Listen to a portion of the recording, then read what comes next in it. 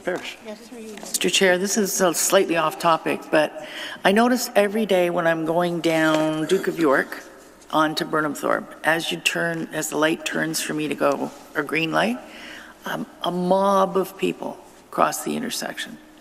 So you can't turn right on your green. And they lollygag. None of them are marching briskly.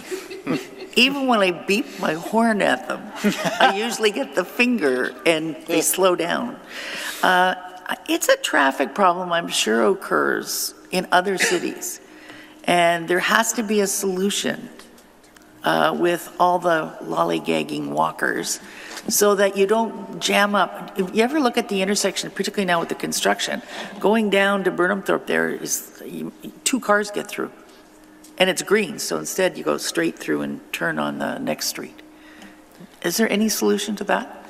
Through you, Mr. Chair, the councillor, there's a number of different ways the signal can be adjusted to account for increased pedestrian volumes. What we're seeing now is an advanced pedestrian phase. So basically, the signal stays in an all red condition for vehicles, and the pedestrian phase gets a head start on any vehicles that would turn around. So it gets the pedestrians halfway across the intersection, or it gets them into the intersection prior to the green light coming on for vehicles would then be turning right. So that's one area that we could look at. Another more sort of drastic turn is almost the reverse of that, which then holds the pedestrians and allows vehicles to go with a green arrow. That would be, so in terms of where we would want to prioritize movement, I would recommend the second phase where we give pedestrians priority and let them get a head jump on vehicles before we activate the vehicle crossing. Would that head jump arrow turn red so that when the cars start to turn and stop people at that point from crossing anymore? The traditional walk phase would continue for the rest of the green phase that's on that intersection.